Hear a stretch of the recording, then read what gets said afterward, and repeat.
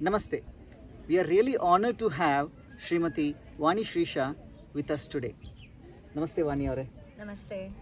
Vani avare, you being music teacher for about 20 years now, how do you think music can help spread awareness, particularly among kids, through music about our Gomata?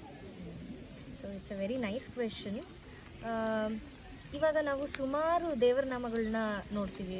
ದಾಸರ ರಚನೆಗಳಲ್ಲಿ ನಾವು ಹಲವಾರು ಕೃಷ್ಣನ ಒಂದು ಕಂಪೋಸಿಷನ್ನಲ್ಲಿ ನೋಡ್ಬೋದು.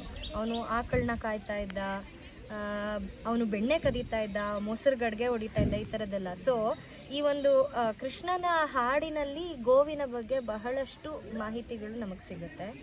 So ಹಾಗೇನೆ ಈ ಒಂದು ಕೃಷ್ಣ ಅಂತಂದರೆ ಒಂಥರ ಸಂಗೀತಕ್ಕೂ ಬಹಳ ಹತ್ತಿರ. ಯಾಕೆಂದರೆ ಅವನು ಕೊಳಲು ಊದ್ತಾ ಇದ್ದಾನೆ, ಸುತ್ತಲೂ ಆಕಳು ಅದನ್ನು ಆಲಿಸುತ್ತೆ, ಈ ಥರದ್ದೆಲ್ಲ ಇದೆ. ಸೊ ಹಾಗಾಗಿ ಸಂಗೀತಕ್ಕೂ ಮತ್ತು ಈ ಕೃಷ್ಣನಿಗೂ ಬಹಳ ನಿಕಟವಾದ ಸಂಬಂಧ ಇದೆ.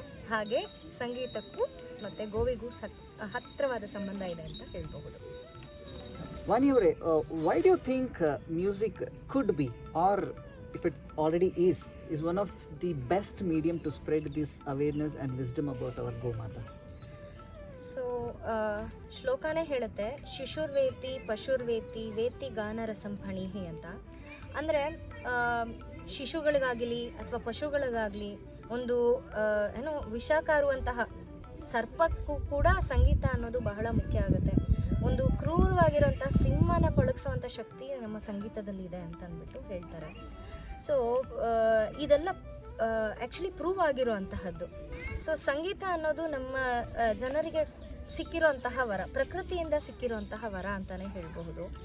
ಸೊ ಸಂಗೀತದಲ್ಲಿ ಹಲವಾರು ಗುಣಗಳಿವೆ. ಇವಾಗ ಎಷ್ಟೋ ಕಡೆ ಮ್ಯೂಸಿಕ್ ಥೆರಪಿ ಅನ್ನೋಂತಹ ಒಂದು ಹೊಸದೇನಿಲ್ಲ, ಅದು ಹಳೇದೇನೆ, ಬಟ್ ಇವಾಗ ಅದ್ರ ಬಗ್ಗೆ ರಿಸರ್ಚ್ಗಳು ನಡೀತಾ ಇದೆ. ಹಲವಾರು ರಾಗಗಳು ಎಷ್ಟೋ ಕಾಯಿಲೆ ಗುಣಪಡಿಸೋಕ್ಕಾಗದೇ ಇರೋಂತಹ ರಾಗಗಳಿಂದೆಲ್ಲ ಗುಣಗಳಾಗಿವೆ ಅನ್ನೋದನ್ನ ನಾವು ಕೇಳಿದ್ದೀವಿ. ಎಲ್ಲೋ ಒಂದು ಕಡೆ ಓದಿದ್ದೆ, ಚಕ್ರವಾಕ ರಾಗ ಕ್ಯಾನ್ಸರ್ನ ಕ್ಯೂರ್ ಮಾಡೋ ಅಷ್ಟು ಔಷಧೀಯ ಗುಣಗಳನ್ನ ಹೊಂದಿದೆ, ಆ ರಾಗಕ್ಕೆ ಅಷ್ಟು ಕೆಪಾಸಿಟಿ ಇದೆ ಅಂತ ಅಂದ್ಬಿಟ್ಟು.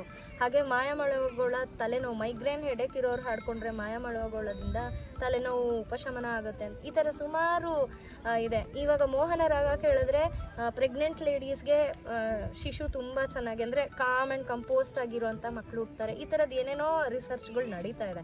ಸೊ ಸಂಗೀತ ಅನ್ನೋದು ಒಂದು ವರನೇ ಸರಿ ನಮ್ಮ ಇದಕ್ಕೆ ಜನರಿಗೆ.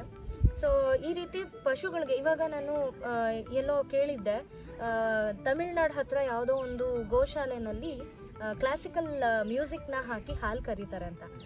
ಆ ಕ್ಲಾಸಿಕಲ್ ಮ್ಯೂಸಿಕ್ ಹಾಕೋದ್ರ ಪರಿಣಾಮ ಏನಾಗಿದೆ ಅಂತಂದರೆ, ಆ ಗೋಮಾತೆಗಳು ಅಷ್ಟೊಂದು ಅಗ್ರೆಸಿವ್ ಅಲ್ಲ, ಕೆಲವು ಅಗ್ರೆಸಿವ್ ಇರುತ್ತಲ್ಲ, ಆ ಥರ ಅಗ್ರೆಸಿವ್ನೆಸ್ ತೋರಿಸ್ತಾ ಇಲ್ಲ, ಕಾಮಾಗಿರುತ್ತೆ. ಆ್ಯಂಡ್ ಹಾಲಿನ ಉತ್ಪನ್ನ ತುಂಬ ಜಾಸ್ತಿ ಆಗ್ತಾ ಇದೆ. ಸೊ ಹಾಗಾಗಿ ನಮ್ಮ ಶಾಸ್ತ್ರೀಯ ಸಂಗೀತ, ಯಾವುದೇ ರೀತಿಯ ಶಾಸ್ತ್ರೀಯ ಸಂಗೀತ ಆಗಿರ್ಬೋದು, whether it is Hindustani or Karnataka ಶಾಸ್ತ್ರೀಯ ಸಂಗೀತ, ಎಲ್ಲ ರೀತಿಯಲ್ಲೂ ಮನುಷ್ಯನಿಗೆ ಬೆನಿಫಿಷಿಯಲ್ ಅಂತ ಹೇಳ್ಬೋದು. ಸೊ ಈ ಒಂದು ಎಲ್ಲ ಅಂಶಗಳನ್ನ ನೋಡ್ತಾ ಇದ್ರೆ ನಾವು ಸಂಗೀತ ಅನ್ನೋದು ಬಹಳ ಮುಖ್ಯವಾಗುತ್ತೆ.